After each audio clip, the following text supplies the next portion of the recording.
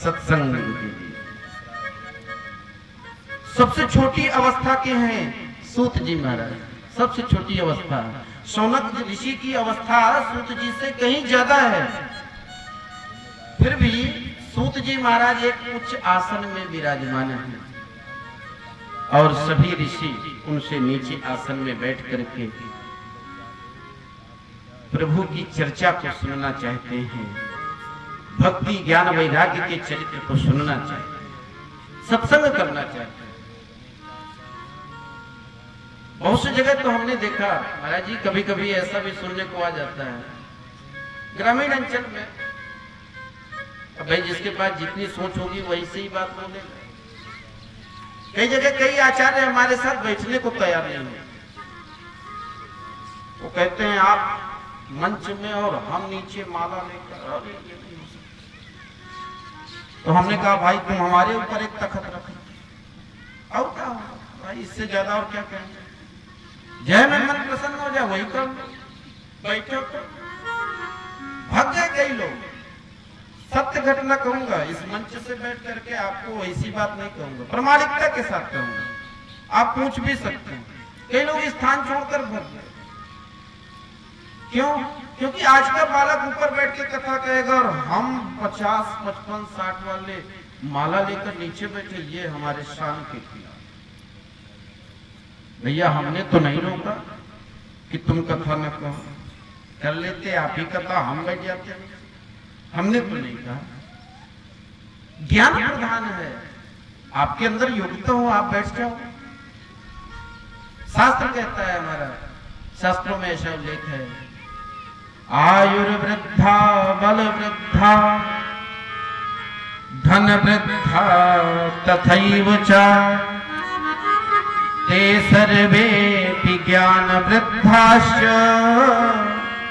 किंकरा शिष्य किंकरा।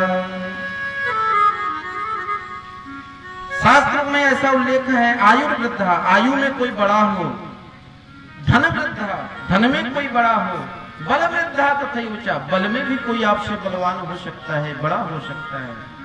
लेकिन शास्त्र कहते हैं सबसे बड़ा कौन? ते सर्वेऽपि ज्ञान वृद्धाश्च।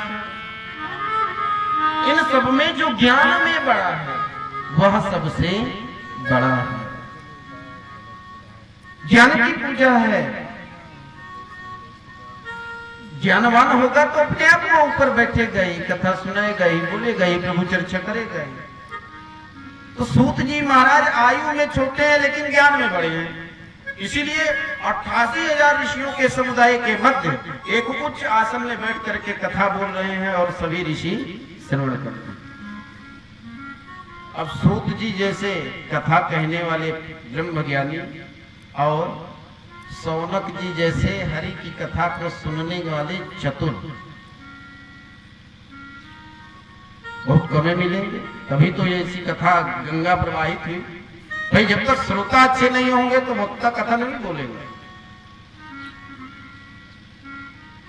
वक्ता कोई भी कथा नहीं बोल रहा,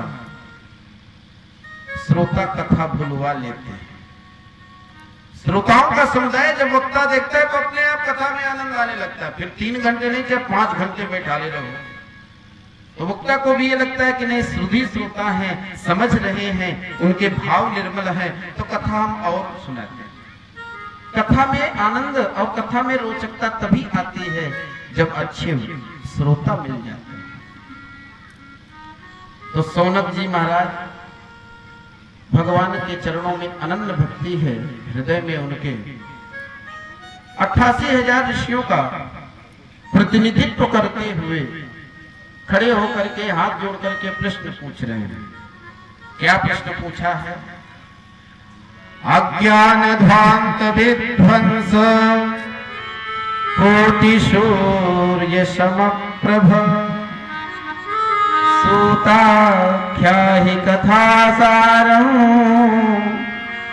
मम कर्ण रसायनम्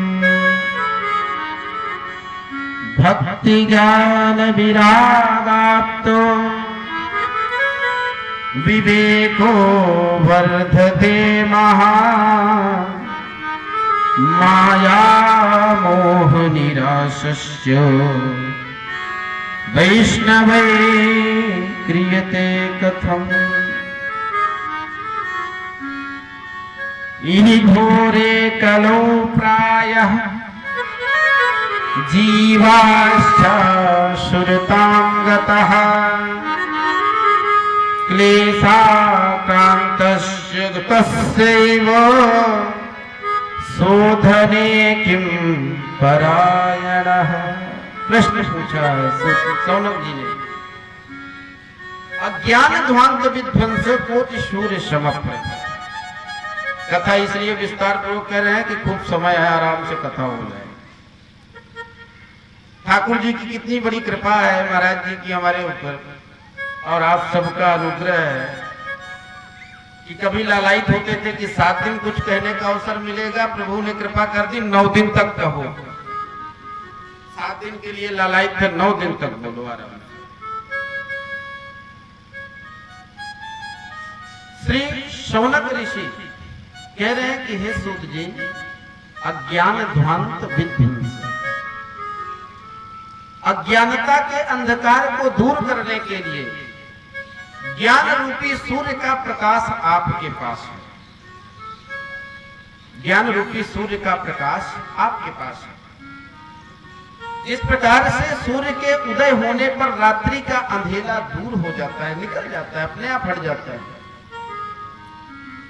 ठीक उसी प्रकार से आपका जो ज्ञान रूपी प्रकाश है ना, आप उससे ऐसी कथा सुनाइए कि हमारे हृदय में जो अज्ञानता का अंधकार है, माया मोह के प्रति जो हमारा यह मन भटक रहा है, यह जीव जो भटक रहा है, वह उससे मुक्त कैसे होगा।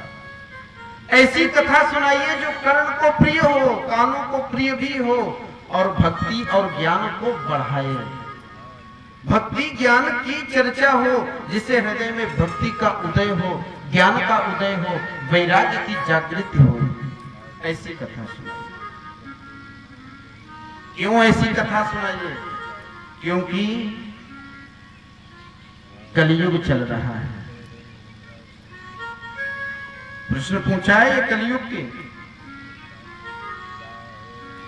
कलि के आगमन पर। क्योंकि कलि के आने पर समस्त जो धर्म कर्म है वो सब मन से धीरे धीरे दूर होते जाएंगे, पाप वृत्तियां आ जाएंगी। कोई किसी का सम्मान नहीं करेगा, कोई किसी का आदर नहीं करेगा, बात नहीं मानेगा। जीवाश्चा सुरताम रहता है, जीव आसुरी प्रवृत्ति के हो जाएंगे। अरे भाई, आसुरी प्रवृत्ति का मतलब है राक्षस, है ना। अब ये जो मनुष्य है ये राक्षस हो जाएगा, तो आप कैसे जानोगे कि ये मनुष्य है कि राक्षस है? भाई, राक्षसों के सींग ऊंग थोड़ी होते होंगे कि आप पहचान जाओगे ये इसके सींग जम गए, ये राक्षस है। इसके बड़े बड़े दांत हैं, 2-2 फीट के बाहर निकल रहे हैं, ये राक्षस है। ये पूंछ है, तो पूंछ थोड़ी लगी रहती है कि पीछे पूंछ होती होगी, बड़े बड़े सींग हो जाते होंगे, बड़े बड़े दांत होते होंगे, बड़े बड़े नाखून हो जाते होंगे, तो राक्षसों की पहचान होगी। इससे नहीं, बड़े से छिपे हुए राक्षस सब समाज में बैठे रहते हैं। गोस्वामी तुलसीदास जी ने बड़ा सरल कर दिया है, बताया है। रामचरितमानस में उन्होंने राक्षसों के भी वर्णन कर दिया। मनुष्य के रूप में राक्षस कौन है? मां नहीं मातु, पिता नहीं देवा,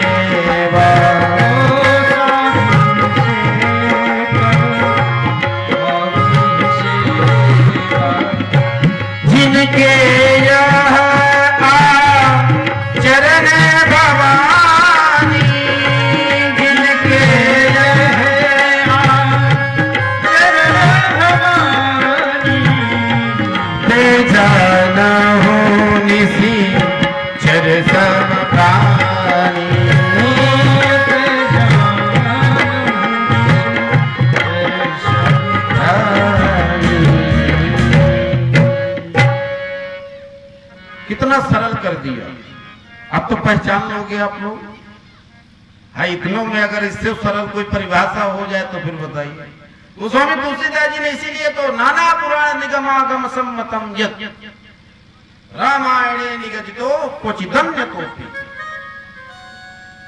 गोस्वामी तुलसीदास जी ने सिर्फ रामचरितमानस को मन के भाव ही नहीं प्रकट किए, अनेकों पुराण वेद छंद शास्त्र सबका वर्णन किया उसमें। नाना पुराण निगमा गम सम्मतम।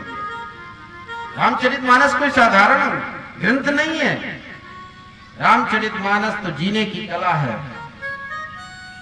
जैसे कि गुजरात में एक बहुत ही सुप्रसिद्ध संत हैं, आप हम सभी लोग जानते होंगे, श्री श्री रविशंकर जी महाराज। उनका एक प्रोग्राम आया करता है, यानी उनका एक सब जगह प्रोग्राम होते रहते हैं, व्याख्यान होते रहते हैं। उसमें लिखा रहता है art of living, art of living, जीने की कला। तो जिस प्रकार से उनका वो प्रोग्राम चलता है जीने की कला, तो रामचरितमानस को आप ले लो, ये भी आर्ट ऑफ लिविंग है, जीने की कला सिखाती है। तो माना ही मात पिता नहीं देवा, जो अपने माता पिता का सम्मान न करता हो, देवताओं को का आदर न करता हो, अतिथियों का सत्कार न करता हो, साधु ते करवावई सेवा। यहां पर थोड़ा ध्यान दीजिएगा। साधु शब्द, साधु शब्द सज्जनता से है। साधु का अर्थ प्रत्येक दाढ़ी रखने वाले को आप साधु नहीं कर सकते। साधु शब्द का अर्थ है पर कार्याणि साधयति इति साधु, जो अपना जीवन दूसरे के जनमानस के कल्याण के लिए समर्पित कर चुका हो वही साधु है। अब ये नहीं कि जिसने दाढ़ी रख लिया हो बस हो गया हो, वो साधु नहीं। संत की महिमा, साधु की महिमा वेदों में अनेकों प्रकार से गाई गई है, लेकिन जितनी भी कही जाए सुनी जाए उतने कम है। संत बनना साधारण कार्य नहीं है। एक दिन इन समस्त ऐश्वर्यों का त्याग करके कोई दिखाए तो पता चलता है कि कितना कठिन है। और हमारे संत महापुरुष अपना पूरा जीवन त्याग से व्यतीत करते हैं। संतों का जीवन, विचार करें, जंगलों में बैठ जाते हैं, वहां कौन खाने पीने को देगा? क्या कोई निश्चित है क्या? हम तो धन्य मानते हैं महाराज जी का ही आश्रम। एक बार जाने का अवसर भी मिला। मैं महाराज जी के, परम पूज्य महाराज जी के आश्रम पहुंचा था, जोतारी आश्रम सबसे एकांत में है। और आश्चर्यचकित था, जिस दिन मैं गया था उस दिन मालपुआ बना हुआ था। कि विचार करें, ऐसे स्थान पर भी ये सारे पदार्थ कहां से उपलब्ध होते हैं? ये सब प्रभु की अहेतु की कृपा। विश्वास प्रभु के चरणों में परम पूज्य महाराज जी का कि ऐसे निर्जन स्थान में भी, जहां सब लोग सहज रूप से पहुंच नहीं सकते, वस्तुएं सुलभ नहीं हो सकती, वहां भी खूब चकाचक व्यवस्था चल रही है, कोई दिक्कत नहीं। अखंड राम नाम संकीर्तन चल रहा है। 40-50 मूर्तियां प्रसाद प्रत्येक दिन पा रहे हैं और कोई अन्नपूर्णा के भंडारे में कमी नहीं है। तो कृपा किसकी है? श्री सीताराम जी की, ठाकुर जी सब पूर्ण कर रहे हैं, क्योंकि सहारा किसका है? प्रभु का। इसलिए तो कहते हैं वह रे मौज फकीरा की, वह रे मौज फकीरा की,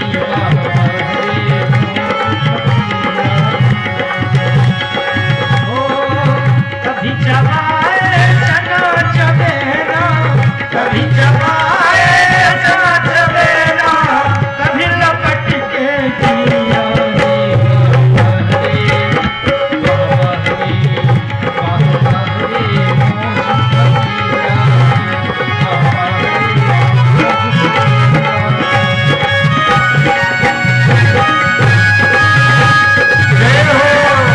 बोलिए संत भगवान की।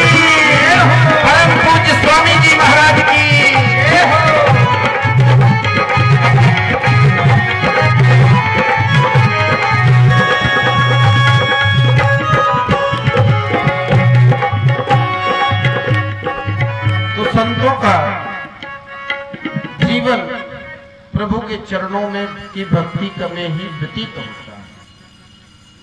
संत जन जगत के कल्याण के लिए ऐसा शरीर धारण कर लेते हैं। ये सब पूर्व जन्म के कोई बहुत बड़े परमार्थ के कार्य में संलग्न रहने वाले जीवात्मा हैं, जो आकर के इस जन्म में महात्मा हो गए।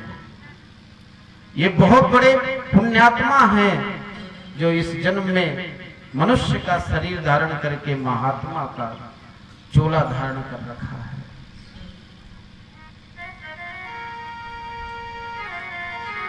तो यहां पर श्री वेदव्यास जी महाराज लिख रहे हैं कि गोस्वामी तुलसीदास जी ने जो कहा कि मां नहीं मातु पिता नहीं देवा साधु ते करवाएं। साधु शब्द का अर्थ ही है, सब कोई साधु नहीं है कि बस माला जोड़ी लिए हो, बहुत फिरते रहते हैं तो एक दिन आते रहते हैं। लेकिन आदर सबका करना, ये नहीं कि तिरस्कार करना। कहते हैं ना दरवाजे में कोई भी है, हम जानते भी हो कि ये संत नहीं है, हम जानते भी हो कि ये इसका सदुपयोग नहीं करेगा, लेकिन पधारे हुए अतिथि का निरादर ना करें। आप वस्तु मत दीजिए, पैसा मत दीजिए, खाने पीने की वस्तु का दान मत करिए, लेकिन उसका तिरस्कार भी ना। अपनी वाणी से कहते बचने किम दरिद्रता, वाणी से अपने कोई अप्रिय वाक्य का प्रयोग मत करिए, सत्कार सबका करिए। आप नहीं देना चाहते तो राम राम कर लीजिए, भैया आगे दूसरा दरवाजा देखो। तो जो संतों को, सज्जन पुरुषों को परेशान करे, गोस्वामी तुलसीदास जी कहते हैं वो निशाचर है, यानी राक्षस। तो प्रायः उनकी संख्या तो खूब बढ़ गई हो, आप लोग देखते हो, खूब दिन प्रतिदिन बढ़ती जा रही है। अच्छा, बढ़ क्यों रही है? कारण क्या है? क्योंकि हम बहुत तेज दौड़ना प्रारंभ कर दिए, इसलिए बढ़ रही है संख्या, क्योंकि हम बहुत तेज दौड़ने लगे हैं। किस वस्तु के लिए? इन सांसारिक भोग पदार्थों को प्राप्त करने के लिए, धन के पीछे, ऐश्वर्य के पीछे, पद प्रतिष्ठा के पीछे हम इतने दौड़ लगा रहे हैं कि जो हमारा वास्तविक जीवन था, जो हमारा वास्तविक कल्याण का मार्ग था, उसको हम बहुत पीछे छोड़ आते हैं। जैसे एक गांव में बहुत तेज दौड़ने वाला बालक रहता है, बहुत तेज दौड़ता है। कोई भी प्रतियोगिता होती थी तो उसका नाम पहले नंबर पर आता था, चाहे जिले में हो। उसने नाम कमाया प्रदेश लेवल तक। प्रदेश की भी प्रतियोगिता हुई तो प्रदेश भर में बालकों में सबसे तेज दौड़ करके पहला नंबर लाया। तो पहला नंबर तो लाया, लोग बड़ा उसको पहचानते थे, सम्मान करते थे कि भाई बहुत तेज दौड़ने वाला, हमारे क्षेत्र का नाम रोशन करने वाला फलाने गांव का ये लड़का है। एक दिन की बात है, एक चोर उसके घर में घुसा चोरी करने के लिए। रात में जब चोर गया चोरी करने के लिए, तो अर्धरात्रि का समय, चोर चोरी कर रहा था तो कुछ आवाज हुई, कोई वस्तु गिरी तो आवाज हुई, तो वो बालक चक गया और जैसी जगह तो वो समझ गया कि लगता कोई चोर घुसा हुआ है। तो उसने कहा खबरदार, आज तुम बचोगे नहीं, आज तुम गलत जगह पर आ पहुंचे। अरे भाई, अभी तक चोरी करते रहे होगे तो तुम भाग जाते रहे होगे, लोग पकड़ ना पाते रहे होंगे। आज तुमने जिसके यहाँ चोरी करने के इरादे से अंदर घुसे हो, वो सबसे तेज दौड़ने वाला है, अब तुम बच ही नहीं सकते। और ऐसा कहते ही जैसे चोर ने सुना कि लगता है तो फंस गया, तो चोर ने भागना चालू किया। अब चोरी करने वाले की कितना शक्ति रहेगी, तो डर के मारे तुरंत ही भागेगा कि कहीं फंस जाएंगे, पकड़े गए तो फिर बुझाई भी खूब होगी। चोर आगे आगे दौड़ रहा है, वो पीछे पीछे वो व्यक्ति दौड़ रहा है। एक गांव से दूसरे गांव, दूसरे से तीसरे, दौड़ते दौड़ते चले गए। तो प्रायः पहले के समय में ग्रामीण अंचल में घर के बाहर ही चौपाल में ही लोग विश्राम किया करते थे। चारपाइयां लगी रहती थी, वयो वृद्ध सयाने लोग लेटे रहते थे, तो वो सब लेटे थे। और गांव के जो ग्रामीण सिंह थे, ग्रामीण सिंह का मतलब जानते हैं? हाँ, बस वही कुत्ता जो दरवाजे में पाले रहते हैं या गांव में घूमते फिरते रहते, तो वो रात में तो भौंकते ही है, कोई आवाज सुन ले। तो जब वो दौड़ने की आवाज सुना कुत्तों ने तो खूब भौंकना चालू किया। तो भयो वृद्धों ने सोचा लगता है यार बदमाश आ गए, चोर आ गए निश्चित। टार्च लगाना चालू किया, टार्च रखे रहते थे लोग, टार्च दिखाओ देखो कौन है। देखा तो एक बालक बड़ी तेजी से दौड़ता हुआ आ रहा है, कुत्ते उसके पीछे दौड़ रहे हैं, भौंक रहे हैं। लोगों ने कहा रुको रुको रुको रुको भैया, कहाँ जा रहे हो, दौड़ रहे हो। अब वो कुछ दूर आगे गया, तब तक मैं रुक पाया, तेजी से दौड़ रहा था, अचानक तो रुक नहीं सकता। लोग पीछे पीछे गए दौड़ते हुए कि अकेले बालक दौड़ रहा, लगता है कोई बहुत बड़ी मुसीबत में ये फंसा हुआ है, परेशान है। गए, वो खड़ा हुआ, लोगों ने कहा अरे बेटा तुम, हमने तुम्हारी बड़ी चर्चा की है, आप फलाने गांव के हो ना, बड़े तेज दौड़ने वाले, क्या बात है, रात में क्यों दौड़ रहे हो, कोई प्रतियोगिता है क्या रात की? उसने कहा नहीं नहीं ऐसी कोई बात नहीं, प्रतियोगिता नहीं है। तो लोगों ने कहा फिर तैयारी वैयारी कर रहे हो क्या, कहीं भर्ती वर्ती होना है तो रात में दौड़ करके तैयारी कर? कहा ये भी बात नहीं है, भर्ती वर्ती नहीं होना, मैं इतना पैसा कमा लेता हूँ दौड़ करके वैसे ही। तो लोगों ने कहा बात क्या है बताओगे? तो उसने कहा मेरे घर में चोर घुस गया, मैंने उस चोर को पकड़ने के लिए उसका पीछा किया, दौड़ा लिया मैंने उसको। लोगों ने कहा आपके घर में चोर घुसा, आप सबसे तेज दौड़ने वाले, और अभी तक आप उस चोर को पकड़ नहीं पाए? उसने कहा नहीं नहीं ऐसी बात भी नहीं है, चुप रहो। उस चोर को पकड़ने के चक्कर में मैं इतना तेज भगा हूं कि 2 किलोमीटर आगे निकल आया, वो चोर पीछे रह गया। इतनी स्पीड में था कि मैं आगे निकल आया और वो पीछे रह गया है। लोगों ने कहा धन्य है, ऐसा दौड़ना भी किस मतलब का कि जो लक्ष्य है वो पीछे रह जाए और हम लक्ष्य से भटक जाए। आज का समाज भी यही कर रहा है। हमारा जो लक्ष्य है, हम जिस लिए आए हैं, हम जिस लिए इस धराधाम में भेजे गए हैं, हम उन लक्ष्यों को पीछे छोड़कर इन सांसारिक जगत की वस्तुओं को एकत्रित करने के लिए बड़ी तेजी से दिन रात दौड़ रहे हैं। मेरा निवेदन है मेरे भक्तों कि ये सांसारिक वस्तुएं क्षणिक सुख प्रदान करेंगी, क्षणिक सुख प्रदान करेंगी, लेकिन अगर कहीं आपका मन प्रभु के चरणों में लग जाए, इस जीवन की सार्थकता को आप समझ जाएं कि ये जीवन किस लिए मिला है, तो शायद पूरा जीवन काल ही सुख में व्यतीत हो जाएगा। उस दिन से कोई कष्ट ही मन में नहीं होगा। श्री सूत जी महाराज